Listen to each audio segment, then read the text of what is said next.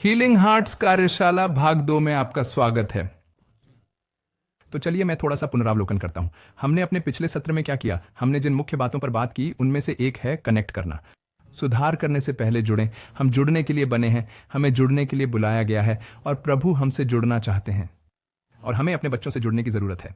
आप जानते हैं यही पहली बात है जिसके बारे में हमने बात की और फिर हमने मुश्किल व्यवहार की पहेली के बारे में बात की और हमने कहा कि हमें डर से निपटना होगा और यह कोई मंजिल नहीं है, यह एक यात्रा है। यह एक ऐसी यात्रा है जिस पर हम चलना शुरू करते हैं। हम सभी टूटे हुए लोग हैं, आप जानते हैं, और प्रभु को माता पिता के रूप में, शिक्षकों के रूप में, आप जानते हैं, युवा पादरी, किशोर पादरी, बच्चों के चर्च के पादरी के रूप में प्रभु के मदद की जरूरत है। हमें प्रभु की मदद चाहिए। हम टूटे हुए लोग हैं और यह एक यात्रा है, यह कोई मंजिल नहीं है। और फिर हमने इस बारे में बात की हम उनमें से कुछ डर को कैसे दूर कर सकते हैं, क्योंकि जिस डर वाले मस्तिष्क के बारे में मैंने आपसे बात की है ना, उस डर वाले मस्तिष्क में उनके पास मस्तिष्क के तार्किक भाग तक पहुंच नहीं होगी। इसलिए कभी कभी बच्चे एक खास तरीके से व्यवहार करते हैं। यह एक दुर्व्यवहार की तरह लगता है, लेकिन वास्तव में यह एक डर वाला व्यवहार है। अब हमारे बच्चे विश्वासों और मूल्यों के बारे में और अधिक सीखते हैं तथा वे कैसे दिखते हैं, आपको पता है, हमारी प्रतिक्रियाओं से उत्पन्न हुआ। इसलिए वे यह नहीं समझ पाएंगे कि विश्वास और मूल्य क्या हैं। वे यह समझेंगे कि विशेष रूप से छोटे बच्चे वे विश्वासों और मूल्यों को इस आधार पर समझते हैं कि हम इसे कैसे जीते हैं और हमारी प्रतिक्रियाएं क्या हैं। आप जानते हैं, तो बच्चों के सामने या उनके साथ हम कैसे प्रतिक्रिया करते हैं, हम इसे कैसे करते हैं। आप जानते हैं, सेंट फ्रांसिस ऑफ असीसी ने यह कहा, हर समय सुसमाचार का प्रचार करें, यदि आवश्यक हो तो शब्दों का उपयोग करें। हर समय सुसमाचार का प्रचार करें, यदि आवश्यक हो तो शब्दों का प्रयोग करें। आप जानते हैं, वह इसी बारे में बात कर रहा था। जब हमारी शिक्षाएं साधारण और सीधी होती है और हास्य के साथ संयुक्त होती हैं तो हमारे बच्चे अच्छी तरह से जुड़ पाते हैं। तो अब हमने इस बारे में बात की कि हम इससे कैसे निपटते हैं। आज हम इस बारे में बात करने में अधिक समय बिताएंगे कि हम अपने बच्चों की सेवा कैसे शुरू करें या अपने बच्चों को कैसे सिखाएं, उन्हें परमेश्वर का वचन सिखाएं और उन्हें वचन के परमेश्वर की ओर ले जाए, है ना। हम इसे कैसे शुरू करें? अब मुख्य बातों में से एक है उन बाइबल सिद्धांतों में से कुछ को सिखाना, उन बाइबल मूल्यों में से कुछ को सिखाना, कुछ सिखाना। आप जानते हैं, प्रभु की बातें आप जानते हैं जिनके बारे में मैंने बात की है ना, यह सब उनके मसीह जैसा बनने के बारे में है। वे मसीह का अनुकरण कर रहे हैं। इसलिए हमारे बच्चे हमारी शिक्षाओं से अच्छी तरह जुड़ सकते हैं जब वे साधारण और सीधे हास्य के साथ संयुक्त हों। आप जानते हैं, खासकर बच्चे, हम जो देते हैं वही पाते हैं। पहला मॉडल ये है और इसे अपने बच्चों के साथ जिएं। हम जो देते हैं वही पाते हैं। तो अगर हम अपना जीवन ठीक से नहीं जी रहे हैं तो आज मैं आपको बता रहा हूं कि हमारे बच्चे बहुत बहुत होशियार हैं। वे केवल कुछ शैक्षिक या रोमांचक सीखने के लिए नहीं आ रहे हैं, नहीं, वे संडे स्कूल या घर में आपके शिक्षण समाप्त होने के तुरंत बाद भी आपको देख रहे हैं।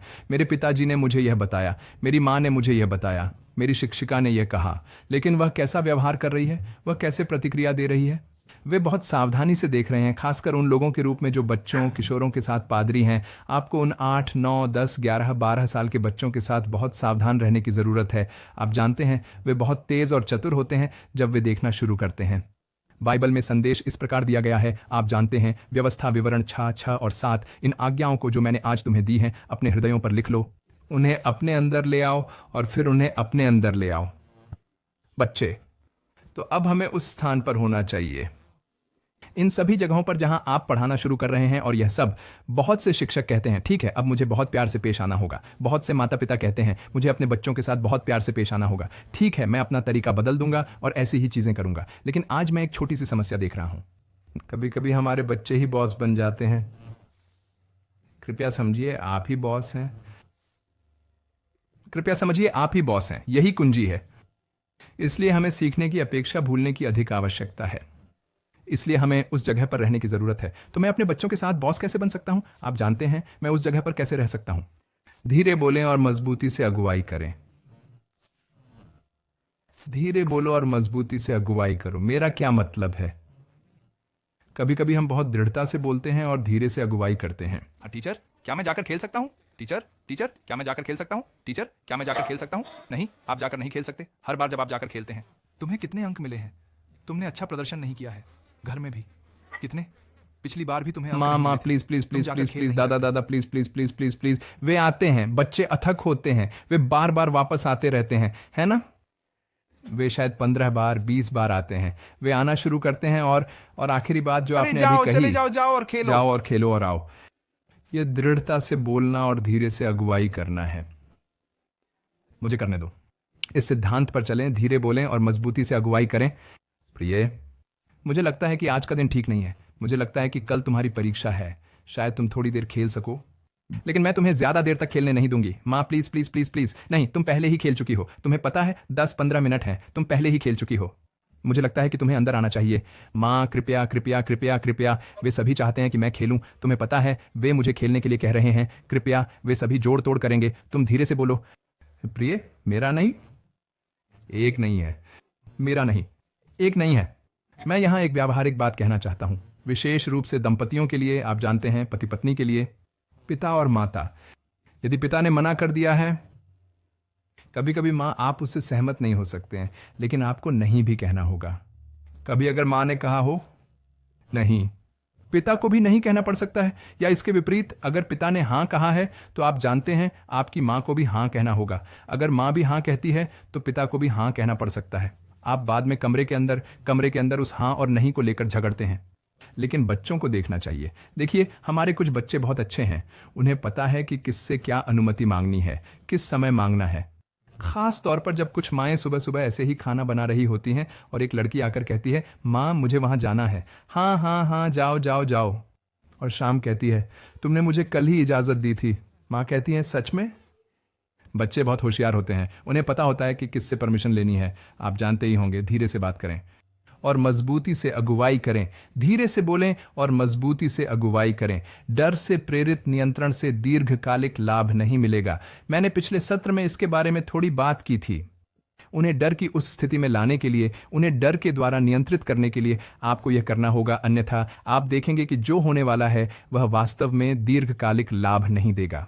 तो इससे निपटने का सही तरीका क्या है? मैं अपने बच्चों को कैसे जवाब दूं? मैं आपको एक आदर्श प्रतिक्रिया नाम की चीज़ दूंगा। यह टेक्सास क्रिश्चियन यूनिवर्सिटी से है और उन्होंने इस आदर्श प्रतिक्रिया पर शोध किया है। मैं तत्काल है, जब कोई बच्चा गलत व्यवहार करता है तो आपको तुरंत प्रतिक्रिया देने के लिए कदम उठाना चाहिए। तुरंत सुधार करने के लिए आगे ना आए, तुरंत दंड देने के लिए आगे आए, नहीं किसी को जवाब देने की जरूरत है। अरे अरे अरे अरे अरे अरे अरे अरे अरे प्रिय, यह तरीका नहीं है। याद रखें कि मैंने क्या कहा, हास्य बहुत महत्वपूर्ण होने वाला है। अरे पूछने का यह तरीका नहीं है। क्या पूछने का यही तरीका है? खासकर अगर वे छोटे बच्चे हैं, क्या पूछने का यही तरीका है? कभी कभी मैं किशोरों के साथ हास्य का भी इस्तेमाल करता हूं। अरे तुम लोग पूछ रहे हो, क्या यही तरीका है? माफ करना डैडी। नहीं नहीं नहीं नहीं नहीं नहीं। कभी कभी बच्चे आते हैं और बस कहते हैं, दादा मैं वहां जा रहा हूं। क्या आप पूछ रहे हैं या बता रहे हो? क्या तुम अनुमति मांग रहे हो? क्या तुम मुझे बता रहे हो कि तुम जा रहे हो? डाडा, क्या हम वहां जाकर खेल सकते हैं और आ सकते हैं? ये अच्छे शब्द हैं। ठीक है, अब तुम कब जा रहे हो? ठीक है, तुम कितने बजे वापस आओगे? उस समय। ठीक है, क्या तुम्हें यकीन है कि तुम उस समय वापस आओगे? हाँ पिताजी। ठीक है, बढ़िया। जाओ और आओ। आप देखें, आप उस जगह पर चलना शुरू करते हैं तो मैं तुरंत होता है। किसी भी दुर्व्यवहार को यूं ही न जाने दें, आपको तुरंत हस्तक्षेप करना होगा। अब संडे स्कूल के संदर्भ में एक सवाल हमेशा उठता है। मेरी कक्षा में बहुत सारे बच्चे हैं और एक बच्चा गलत व्यवहार कर रहा है, मैं कैसे हस्तक्षेप करूं? कभी कभी आपको उस स्थिति से निपटने के लिए पूरा पाठ रोकना नहीं पड़ता है जो आप बोल रहे हैं या कहानी जो आप सुना रहे हैं। कभी कभी आप, जैसे ही आप कहानी सुना रहे हों, शायद उन दो बच्चों में से किसी एक को ले लें जो खेल रहे हैं या लड़ रहे हैं या ऐसी ही कोई चीज़ कर रहे हैं। एक बच्चे को ले लें और उसे दूसरी जगह पर रख दें, या कभी कभी उसे ले लें और अपने पाठ में उसका इस्तेमाल करें। नाटकों में किसी एक पात्र या चीज से वह कहता है, ओह डेविड, क्या मैं यहां आ सकता हूं? चलो, वह डेविड है, आप जानते हैं, वे लड़ रहे थे, आपने उसे उठाया है, आप जानते हैं, और वह डेविड की तरह है, और आप कहानी कर रहे हैं और आप उसे वहीं रख रहे हैं, और फिर धीरे धीरे कुछ समय बाद आप उसे दूसरी जगह पर रख रहे हैं और कह रहे हैं, अरे तुम यहां बैठो, ठीक है, यहां नहीं, तुम वहां बैठो।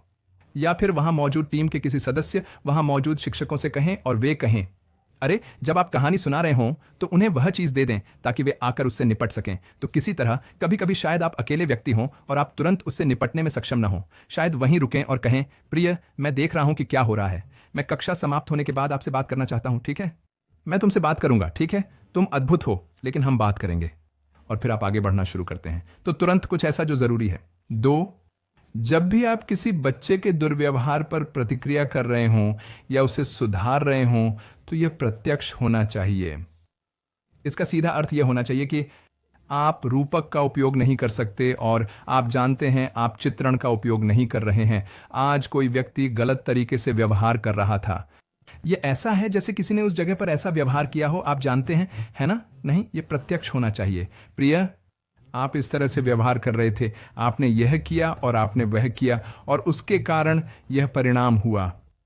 तुम्हें सीधे बोलना पड़ सकता है, फिर से धीरे से बोलो, लेकिन दृढ़ता से अगुवाई करें। आप जानते हैं यह होना ही चाहिए। तो तत्काल, प्रत्यक्ष और बच्चे को सुधारने का सबसे अच्छा तरीका क्या है? आप जानते हैं यह कुशल होना चाहिए। कुशल क्या है? कुशल कुछ ऐसा है। इस बच्चे से निपटने का सबसे अच्छा तरीका क्या है? यहीं से आप समझना शुरू करते हैं। क्या बच्चे को यहाँ ढांचे की आवश्यकता है, या यहाँ प्यार से पालन पोषण सुधार करें, या उसे उन सीमाओं और मर्यादाओं की याद दिलाएं आप जानते हैं, और नियम, और वह सुधार करें।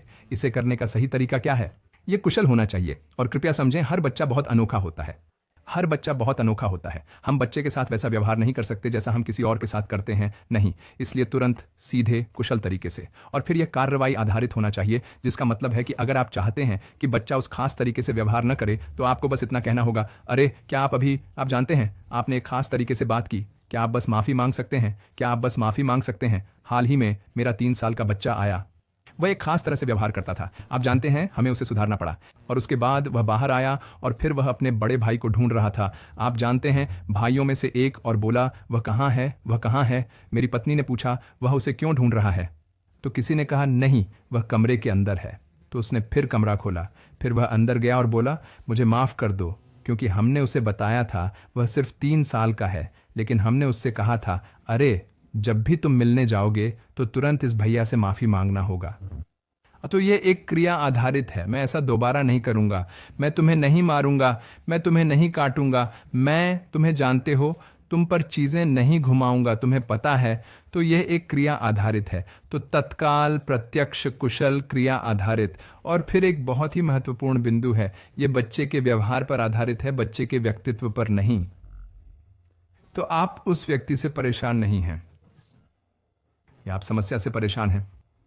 तो आपके शब्द होंगे, आप एक अद्भुत लड़के हैं, लेकिन आपने जो किया ये सही नहीं है।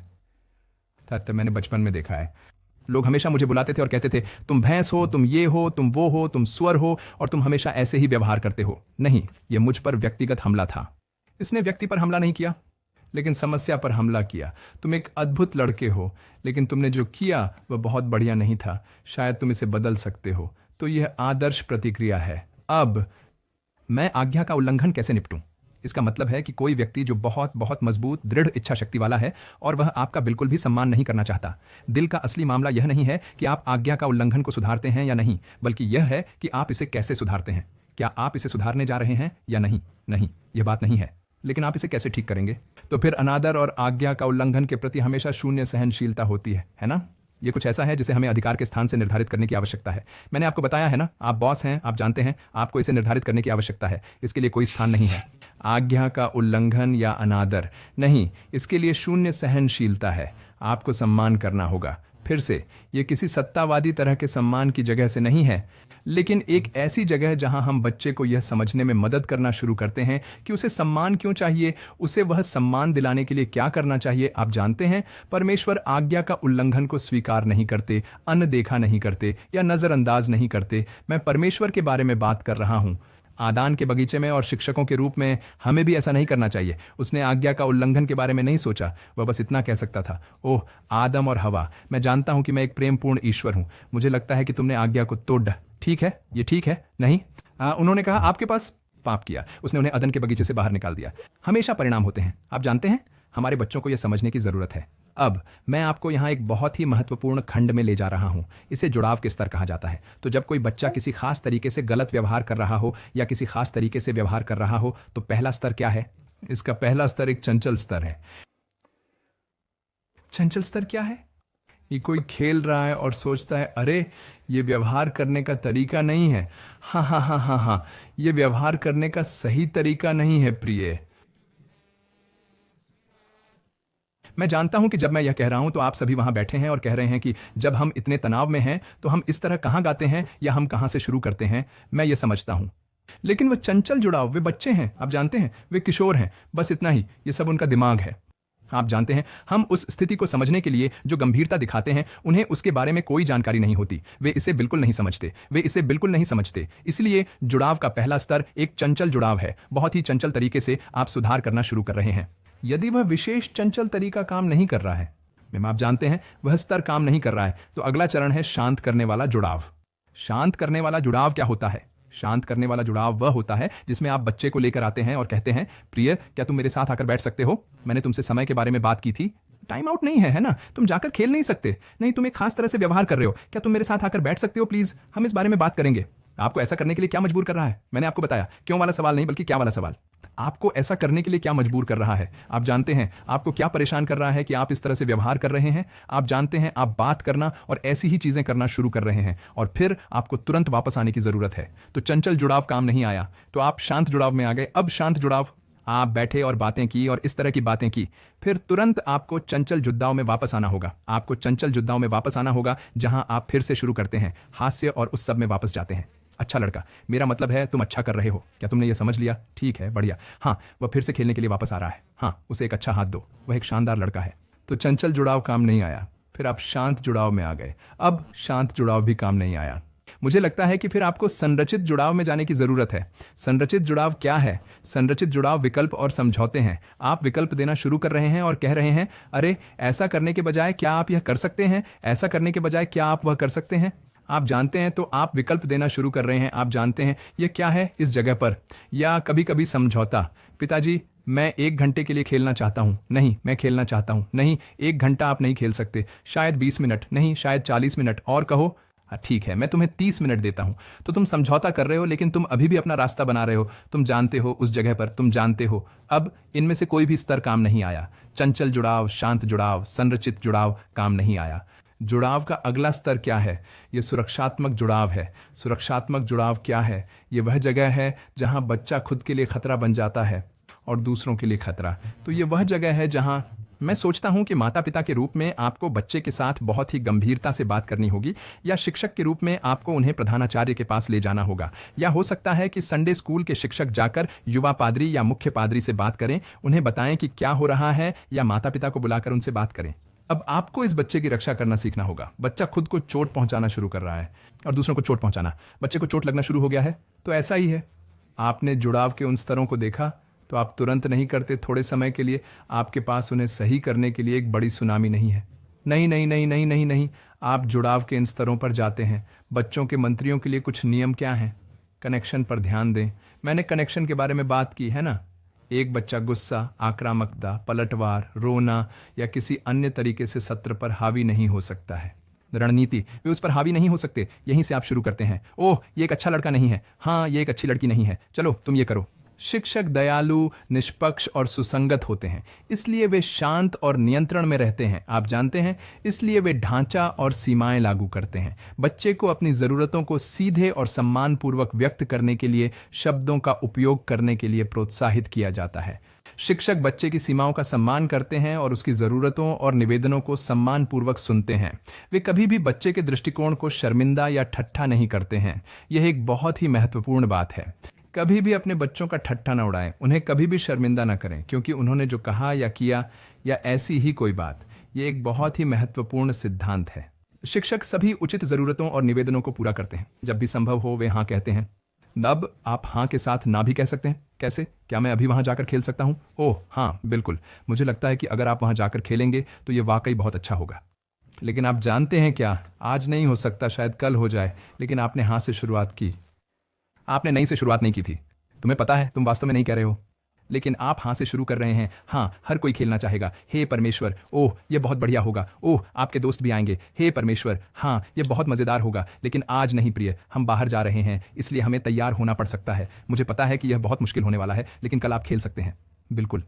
आज मेरे एक बेटे ने, मेरा मतलब है मेरे छोटे 3 साल के बेटे ने बस इतना कहा, हमें वहां जाना है, हमें वहां जाना है। ओह हाँ, हमें वहां जाना है, हमें वहां जाकर कूदना है और हमें सब कुछ करना है। उसने कहा हाँ, और मैंने कहा आज नहीं प्रिय, हम इसे कल करेंगे।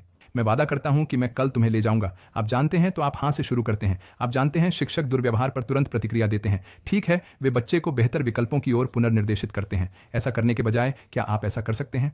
ऐसा करने के बजाय क्या आप ऐसा कर सकते हैं? आप जानते हैं, उन्हें बेहतर विकल्पों की ओर ले जाए।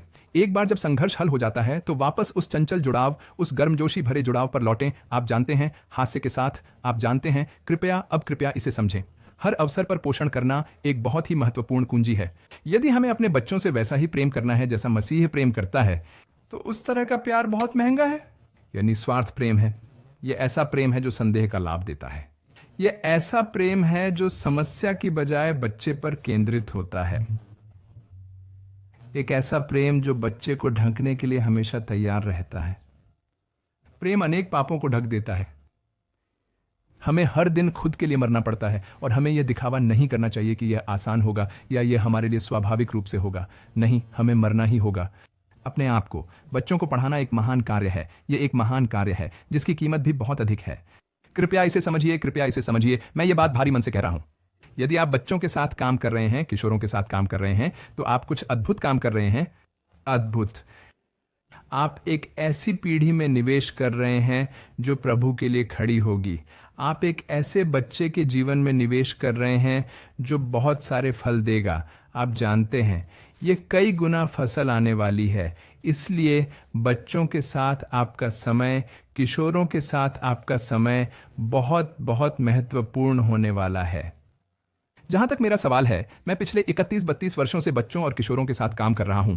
मेरे कुछ बहुत करीबी अच्छे दोस्त, नेक दिल दोस्त कभी कभी यह कहते हैं, जॉर्ज, तुम लंबे समय से बच्चों के साथ काम कर रहे हो। अब जब तुम थोड़े बड़े हो गए हो तो मुझे लगता है कि अब काफी हो गया है। शायद तुम कुछ और काम करना शुरू कर सकते हो। और मैंने बस कहा, नहीं, भले ही मैं 80 साल का हो जाऊं अगर प्रभु मुझे सुरक्षित रखे, भले ही मैं 90 साल का हो जाऊं अगर प्रभु मुझे सुरक्षित रखे, तो भी मैं बच्चों के बीच रहना पसंद करूंगा। मैं अभी भी बच्चों के साथ काम करना पसंद करूंगा। हमारे पास हर चीज के लिए एक योजना हो सकती है, लेकिन परमेश्वर के पास हर चीज में एक उद्देश्य है।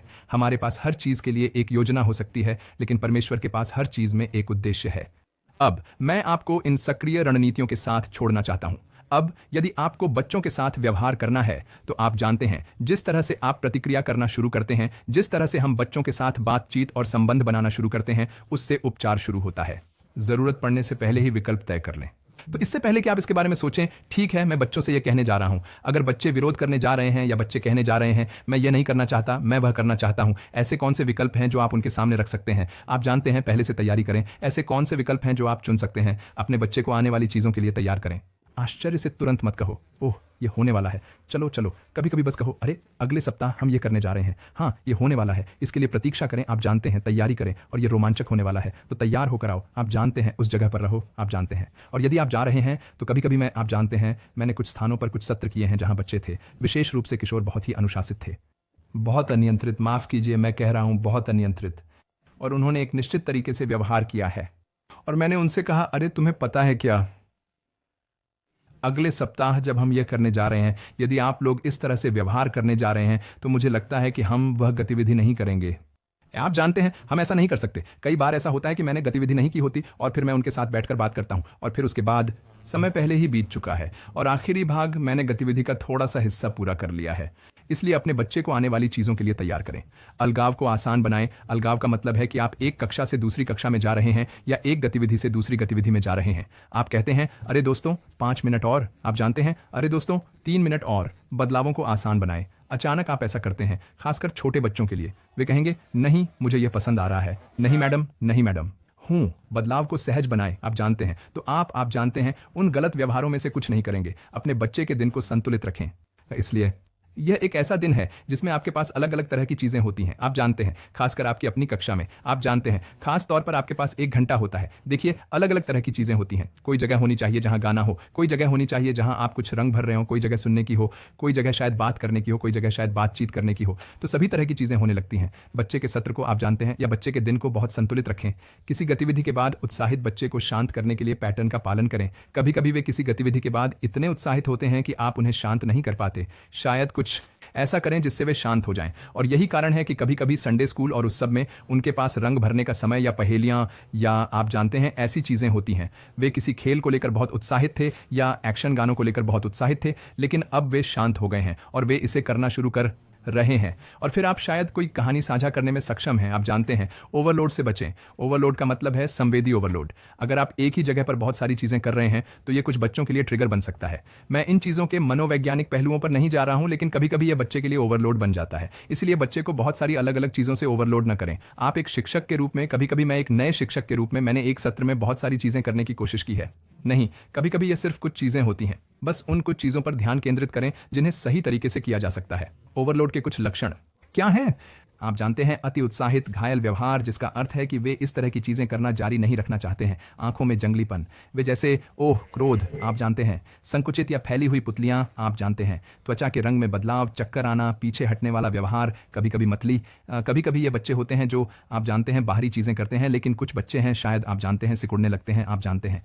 पीछे हटने वाला व्यवहार, शायद मतली, शायद उल्टी या भारी पसीना। वे किसी बात को लेकर बहुत तनाव में हैं, शायद कोई चीज़ उन पर बहुत ज़्यादा बोझ डाल रही है, आप जानते हैं। इसलिए उस जगह पर रहें, इसके बारे में बहुत सावधान रहें। बस इतना ही कहकर मैं अपनी बात समाप्त करता हूं। यह एक कनेक्शन नृत्य है, अर्थात बहुत प्रशंसा होनी चाहिए। सुधार, प्रशंसा। तो प्रशंसा वह जगह है जहां आप बच्चे से जुड़ते हैं, साथ ही आप उसे सुधारते भी हैं और फिर प्रशंसा होती है। तो सुधार करने से पहले प्रशंसा करें और फिर सुधारें, और फिर सुधार करने के बाद प्रशंसा करें। आप जानते हैं, यह वह कनेक्शन नृत्य है जिसे आप चलना शुरू करते हैं। उन्हें हर दिन हर जंक्शन पर यह सुनने की जरूरत है, मैं आप पर हार मानने वाला नहीं हूं। आप पर हार मानने के लिए परमेश्वर मुझ पर हार नहीं मान रहे हैं। मैं वहां रहूंगा चाहे कुछ भी हो। मैं हार नहीं मानूंगा, मैं तुम्हें छोड़ने वाला नहीं हूं। परमेश्वर मुझे छोड़कर तुम्हें छोड़ने वाले नहीं हैं। कभी कभी मैं किशोरों से भी यही कहता हूं, मैं तुम्हारा साथ नहीं छोड़ रहा, क्योंकि परमेश्वर तुम्हारा साथ नहीं छोड़ रहे। परमेश्वर आपका साथ नहीं छोड़ रहे हैं। उन्हें यह सुनने की जरूरत है, चाहे आपका व्यवहार कितना भी मुश्किल क्यों ना हो, आपने कितना भी बुरा व्यवहार क्यों ना किया हो। अब मैं आप पर हार नहीं मान रहा हूं। मैं यहां खड़ा होकर बहुत से सत्र कर सकता था कि कहानी कैसे लिखी जाए, नाटक कैसे किया जाए, संडे स्कूल का पाठ कैसे पढ़ाया जाए, पाठ कैसे तैयार किया जाए और यह सब। लेकिन मैं कुछ पहलुओं को सिखा रहा हूं जो मुझे लगता है कि बहुत ही महत्वपूर्ण है, क्योंकि मैं संडे स्कूल या परिवार के अंदर बहुत सारे मुद्दे देखता हूं जहां कभी कभी हम वयस्क होने के नाते नहीं जानते कि इससे कैसे निपटा जाए। आप जानते हैं, यह एक बहुत ही महत्वपूर्ण बात है। परमेश्वर हम पर हार नहीं मान रहे हैं। मेरे एक किशोर ने एक बार यह कहा था, डैडी आपने जो बयान दिया वह बहुत शक्तिशाली था। वह बयान क्या है? मैं तुम्हें कभी नहीं छोड़ूंगा चाहे कुछ भी हो जाए। मुझे पता है कि तुमने कुछ भयानक काम किए हैं, लेकिन मैं तुम्हारा साथ नहीं छोड़ रहा हूं। मैं तुम्हारा साथ नहीं छोड़ रहा हूं। मैं अपनी बात समाप्त करते हुए कुछ बहुत ही निजी बातें कहना चाहता हूं। एक शिक्षक के रूप में, एक ऐसे व्यक्ति के रूप में जो बच्चों के साथ काम कर रहा है, आपको इस बात का भी ध्यान रखना चाहिए कि आप कौन हैं। एक शिक्षक के तौर पर कृपया इसे समझें। यदि आप किसी दुख से गुजर रहे हैं, यह एक बहुत ही आम कथन है। मुझे नहीं पता कि आपने यह सुना है या नहीं। जब मैंने कई साल पहले यह सुना था तो मेरी आंखें खुल गई थीं। लोगों को चोट पहुंचाना, लोगों को चोट पहुंचाना, आप बहुत सावधान रहना चाहते हैं इस बात पर कि आप इससे कैसे निपटना शुरू करते हैं। अब मैं उस जगह पर कैसे पहुंच सकता हूं? मुझे लगता है कि हमें सबसे पहले उपचार की उस जगह पर पहुंचने की जरूरत है। लोगों को स्वस्थ करो, लोगों को ठीक करें। इसलिए मैं यह कथन कहना चाहता हूं कि किसी भी उम्र में उपचार संभव है। किसी भी उम्र में उपचार संभव है। हमारे पास एक ईश्वर है, जो मुक्तिदाता है, जो स्वयं को मुक्तिदाता कहता है। वह एक मुक्तिदाता परमेश्वर है। इसलिए किसी भी उम्र में उपचार संभव है। मैं कैसे करूं? मैं अपने दुखों से कैसे निपटूं? अपनी भावनाओं को शांत करें और किसी भरोसेमंद दोस्त के साथ अपनी बात साझा करना शुरू करें। आपको लोगों की जरूरत है। मैं अभी एक कोर्स कर रहा हूं जिसमें इस आदमी के पास एक बहुत प्रसिद्ध नेतृत्व गुरु है, एक प्यारा आदमी जो प्रभु को जानता है, और वह कहता है, जॉर्ज हमें कुछ सीढ़ी धारकों की जरूरत है। सीढ़ी धारक, ऐसे लोग जो हमारे लिए सीढ़ियां पकड़ेंगे। यदि वे सीढ़ियां पकड़ लें तो हम और भी ऊपर चढ़ सकते हैं। यदि हमारे पास सीढ़ी पकड़ने वाला कोई नहीं है तो हम बहुत ऊपर नहीं जा सकते। इसीलिए अपनी भावनाओं को शांत करें और किसी भरोसेमंद दोस्त के साथ अपनी भावनाओं को साझा करना शुरू करें। खुद को पूर्णतावाद के गढ़ से मुक्त करें। एक शिक्षक के रूप में, एक अभिभावक के रूप में अपने आप को पूर्णतावाद के गढ़ से मुक्त करें। और मैं चाहता हूं कि सब कुछ बहुत ही सही हो। आप इस तरह से क्यों व्यवहार कर रहे हैं? आप अपने जूते ऐसे क्यों रखते हैं? आप अपनी किताबें ऐसे क्यों रखते हैं? आपको ऐसा होना चाहिए। मैं पूर्णतावाद के उस स्थान पर था। मेरे बच्चों, आप उनसे पूछिए, वे आपको बताएंगे। मैं यह नहीं कह रहा हूं कि हमें अपने कामों में उत्कृष्टता हासिल नहीं करनी चाहिए, नहीं, लेकिन हम पूर्णतावाद की चरम सीमा तक नहीं जा सकते। प्रभु से प्रार्थना करें कि वह आपको एक करुणामय हृदय प्रदान करे। केवल प्रभु ही हमें एक करुणामय हृदय दे सकते हैं। शिक्षकों के रूप में, माता पिता के रूप में, युवा पादरी, किशोर पादरी, बच्चों के चर्च के पादरी के रूप में, मैं बस इतना कहना चाहता हूं, केवल प्रभु ही हमें एक करुणामय हृदय दे सकते हैं। प्रभु से प्रार्थना करें, प्रभु मेरा हृदय उन चीजों से तोड़ें जो आपका हृदय तोड़ती है। यह एक मिशनरी की प्रसिद्ध प्रार्थना थी। परमेश्वर मेरा हृदय उन चीजों से टूटे जो आपका हृदय तोड़ती है। आप जानते हैं, इसके बारे में साझा करें। प्रभु से प्रार्थना करें कि वह आपको एक करुणामय हृदय प्रदान करे। समय समय पर अपनी बाल्टी को फिर से भरना सीखें। इसलिए हर समय प्रचार प्रसार में न उलझें और ऐसी ही अन्य चीजें न करें। आपको अपनी बाल्टी को फिर से भरना सीखना होगा। आपको आराम करने के लिए भी समय चाहिए। आपको आराम करने के लिए भी समय चाहिए। आराम करें। आपको ब्रेक लेने की भी जरूरत है। आपको हर दिन परमेश्वर के साथ कुछ समय बिताने की जरूरत है, सिर्फ अपनी तैयारी से पहले नहीं। आप जानते हैं बच्चों के साथ जो पाठ आप करने जा रहे हैं, नहीं, आपको इसकी जरूरत है। भले ही यह सिर्फ 15 मिनट का हो, रोजाना थोड़ा व्यायाम करें। आप जानते हैं किसी जगह पर आप कैसे शुरू करते हैं। आप जानते हैं वास्तव में चलना शुरू करते हैं। आप जानते हैं मल्टीविटामिन और मिनरल सप्लीमेंट्स लें। आप जानते हैं आप जानते हैं शायद ओमेगा 3 या शायद विटामिन B12 या विटामिन D या जो भी हो। अपने आप को स्वस्थ रखें। स्पर्श के साथ सहज बने। कभी कभी जब हम वास्तव में बहुत ही दर्दनाक पृष्ठभूमि से आते हैं, खासकर भारतीय संदर्भ में, हम स्पर्श के साथ बहुत सहज नहीं होते हैं। आप जानते हैं, इसलिए जब कोई पादरी की पत्नी आती है और आपको गले लगाती है, आप जानते हैं, आप एक महिला हैं जो संडे स्कूल में काम करती हैं, वह आती है और आपको गले लगाती है, आप जानते हैं, उस गले को पाएं, आप जानते हैं। कभी कभी स्पर्श अच्छा होता है, आप जानते हैं, अच्छे लोगों से, सही लोगों से स्पर्श अच्छा होता है, आप जानते हैं। हो सकता है कि आप एक ऐसे व्यक्ति हों जहां शायद कोई गुरु हो या कोई व्यक्ति आकर आपको गले लगाए या थपथपाए और बस कहे, अरे यार तुम बहुत अच्छा कर रहे हो। आप जानते हैं, इसे समझो। आप जानते हैं, स्पर्श के साथ सहज रहो। आप जानते हैं, नियमित समय पर सोना और प्रभु के साथ नियमित समय बिताना महत्वपूर्ण है। मुझे यह समझाने की जरूरत नहीं है। आप जानते हैं, नींद बहुत महत्वपूर्ण है। आज बहुत से लोग सो नहीं रहे हैं। वे रात में 12 बजे से लेकर 1 बजे तक रील, यूट्यूब रील और इंस्टाग्राम रील चलाते रहते हैं। नहीं, आपको अपना ख्याल रखना होगा। हास्य की अच्छी समझ विकसित करें और छोटी छोटी बातों पर हंसना सीखें। दूसरों पर हंसना न सीखें, बल्कि खुद पर हंसना सीखें। आप जानते हैं, यह वास्तव में हास्य का सबसे अच्छा रूप है। खुद पर मत हंसो। आप जानते हैं, गले लगो और गले मिलो। मैंने आपको स्पर्श के बारे में बताया है ना, गले लगो और गले मिलो। आप जानते हैं, नियमित रूप से ब्रेक लें। आप जानते हैं, देखें कि आप इसे कैसे कर सकते हैं। भावनात्मक रूप से मौजूद रहें। आप जानते हैं, खो न जाएं या बाहर न निकल जाएं। आप जानते हैं, अगर कोई आपसे बात कर रहा है लेकिन आप किसी और चीज के बारे में सोच रहे हैं, तो उसने जो शब्द कहा या उसने जो कहा वह किसी और चीज को ट्रिगर करना शुरू कर देता है। अपनी अपेक्षाओं को प्रबंधित करना सीखें। और मैं यह कहना चाहता हूं, जिस तरह से आप दूसरों की आपसे अपेक्षाओं को प्रबंधित करते हैं और जिस तरह से आप दूसरों के बारे में अपनी अपेक्षाओं को प्रबंधित करते हैं, वह एक बहुत ही महत्वपूर्ण कुंजी है। अब मैं यहां जिस बारे में बात कर रहा हूं, हम बच्चों के साथ दिलों को ठीक करने के बारे में बात कर रहे हैं, लेकिन हम शिक्षक के रूप में भी उपचार के स्थान पर आते हैं। अपने आप के साथ, अपने बच्चे के साथ धैर्य रखें। मैं इन कथनों के साथ समाप्त करना चाहता हूं। यदि आप स्वयं रास्ता नहीं जानते हैं तो आप बच्चे को उपचार के स्थान पर नहीं ले जा सकते। डॉ करेन पुरवेस। यदि आप स्वयं रास्ता नहीं जानते तो आप बच्चे को उपचार के स्थान पर नहीं ले जा सकते। हमें सावधान रहने की जरूरत है। आप जिस चीज पर ध्यान देते हैं उसके प्रति सावधान रहें, क्योंकि जिस चीज पर आप ध्यान देंगे वह बड़ी हो जाएगी। आप जिस चीज पर ध्यान देंगे वह बड़ी हो जाएगी, है ना? आप जिस चीज पर ध्यान देंगे वह बड़ी हो जाएगी। एक बहुत ही महत्वपूर्ण सिद्धांत, खासकर जब आप बच्चों के साथ काम कर रहे हो, किशोरों के साथ काम कर रहे हो। अगर आपको नहीं पता कि क्या करना है तो बस वही करें जो आप जानते हैं। जब आप वही करते हैं जो आप जानते हैं तो प्रभु आपको यह जानने में मदद करेंगे कि क्या करना है। वहां बैठकर यह मत कहो कि मुझे नहीं पता कि क्या करना है, मुझे नहीं पता कि क्या करना है, मुझे डर लग रहा है। नहीं, बाहर निकलो, विश्वास के साथ आगे बढ़ें, प्रभु पर भरोसा रखते हुए आगे बढ़ें। अगर आपको नहीं पता कि क्या करना है तो बस वही करें जो आप जानते हैं। जब आप वही करते हैं जो आप जानते हैं, तुम्हें पता चल जाएगा कि क्या करना है। बहुत महत्वपूर्ण है। समापन करते हुए मैं ये कहना चाहता हूं, वहां एक सितारा मछली थी। तुम्हें पता है, ये एक समुद्र तट है जहां सभी स्टारफिश आती थी किनारे पर, और वहां एक छोटा लड़का था।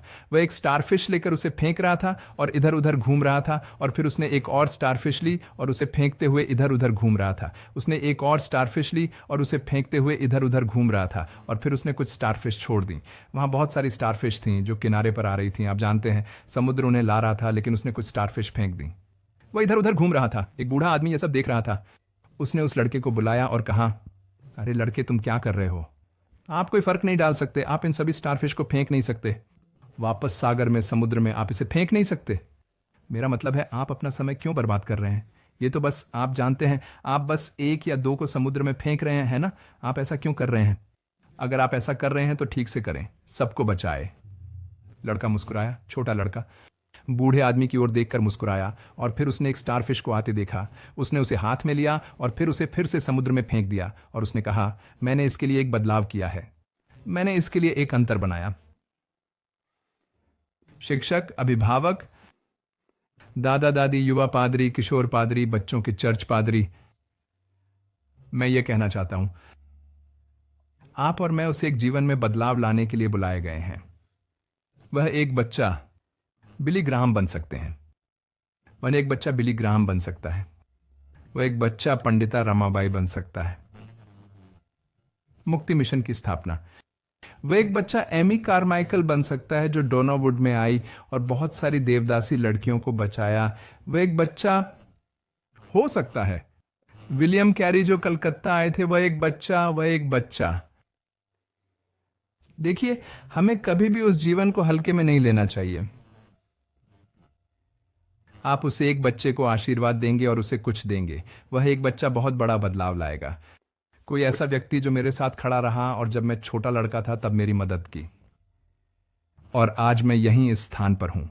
आज मैं 35-36 देशों की यात्रा कर चुका हूं, आप जानते हैं, और मैंने 8 लाख से ज़्यादा बच्चों और किशोरों के साथ काम किया है, आप जानते हैं। और मुझे बच्चों को सलाह देना, किशोरों को सलाह देना बहुत पसंद है। सलाह देने में बहुत समय बिताता हूँ। आज एक किशोर था जो बहुत ज़्यादा आत्महत्या करने की सोच रहा था, और मैं और मेरी पत्नी उस व्हाट्सएप वीडियो कॉल पर बैठे थे और बस उससे बात कर रहे थे। उसे, आप जानते हैं, बस मदद करें। मुझे ऐसा करना अच्छा लगता है। मैं यह कहना चाहता हूँ, हमारी यात्रा हमें तोड़ती नहीं है, हमारी यात्रा हमें बनाती है। अभी बैंगलोर में हम भारत का पहला भावनात्मक आघात केंद्र बना रहे हैं। यह शिष्यत्व में निहित है। हम बच्चों को पेशेवर और भावुक दोनों तरह से कैसे शिष्य बना सकते हैं। भावुक जगह शिष्यत्व है, पेशेवर जगह परामर्श और हस्तक्षेप है। हम जीवन को कैसे देख सकते हैं, पाप के कारण जो कुछ भी हुआ है, हम कैसे देख सकते हैं कि प्रभु हमें छुड़ाने में मदद करते हैं। प्रभु हमारे बच्चों को मुक्ति दिलाएंगे। चाहे हमारे बच्चों ने कुछ भी सहा हो, चाहे हमारे किशोरों ने कुछ भी सहा हो, प्रभु मुक्ति दिलाएंगे। प्रभु छुड़ाएगा। प्रभु आपको कृपा प्रदान करें, प्रभु आपको बुद्धि प्रदान करें और कभी हार न माने। मैं यह कहना चाहता हूं कि मैं अपनी बात समाप्त करता हूं। निराश करने वाले कामों से बहुत सावधान रहें। जब आप बच्चों के साथ काम कर रहे हों, जब आप किशोरों के साथ काम कर रहे हों, तो कभी कभी ऐसा लगता है कि कोई भी आपके काम को मान्यता नहीं दे रहा है, कोई भी यह नहीं पहचान रहा है कि आप क्या कर रहे हैं। ऊपर करते रहो। दिन ब दिन तुम्हारा पुरस्कार स्वर्ग में है। एक दिन ऐसा आएगा जब बहुत सारे बच्चे होंगे जिन्हें तुमने छुआ होगा, आएंगे। मैं यहां बैंगलोर के एक बड़े अस्पताल में भाषण दे रहा था, आप जानते हैं, बैप्टिस्ट अस्पताल। और जब मैंने भाषण समाप्त किया तो मैं उनके वार्षिक रिट्रीट में बोल रहा था और मैं सभी डॉक्टरों और नर्सों से बात कर रहा था। और जब मैंने बोलना समाप्त किया तो वहां 2 लड़कियां थीं जो मेरा इंतजार कर रही थीं, और वे दौड़ कर आए और बोले, जॉर्ज अंकल। मैंने कहा, अरे मुझे तो पता ही नहीं। उन्होंने कहा, अंकल हम तो बस 7 साल या 8 साल के थे, आप इस जगह पर आकर हमें पढ़ाते थे, और यह उन सत्रों में से एक था जिसमें हमने अपना जीवन यीशु को समर्पित कर दिया था। अब हम यहाँ इस जगह पर काम कर रहे हैं। देखो, एक दिन ऐसा आएगा जब तुम पुरस्कार देखोगे। प्रभु आपको आशीर्वाद दें, प्रभु आपको वह साहस दें, बुद्धि और दृढ़ रहने का दिल। निराश मत होइए, इस सेवकाई में आप आसानी से निराश हो सकते हैं। निराश मत होइए, आगे बढ़ते रहो, आगे बढ़ते रहो। प्रभु तुम्हें आशीर्वाद दे। पिता, मैं बस अपने भाइयों और बहनों के लिए प्रार्थना करना चाहता हूं। मैं प्रार्थना करता हूं कि आप उनकी सहायता करें, उनका मार्गदर्शन करें, उनकी अगुवाई करें। आप एक ऐसे परमेश्वर हैं जो देखते हैं, आप एक ऐसे परमेश्वर हैं जो परवाह करते हैं, और आप एक ऐसे ईश्वर हैं जो देखते हैं कि वे अपने स्वयं के संदर्भ में, अपने स्वयं के लोगों में, अपने स्वयं के लोगों के साथ कितनी ईमानदारी से काम कर रहे हैं। हे प्रभु, उनका समर्थन करें, उनकी मदद करें। हे प्रभु, उनको ढंक दे, उनको प्रोत्साहित कर, उनके चारों ओर उत्साह ले आ, उनको आशीर्वाद दें, उनके साथ रहें। यीशु में, अरे वाह, नाम। परमेश्वर आपको आशीष दें। आपसे बात करके अच्छा लगा।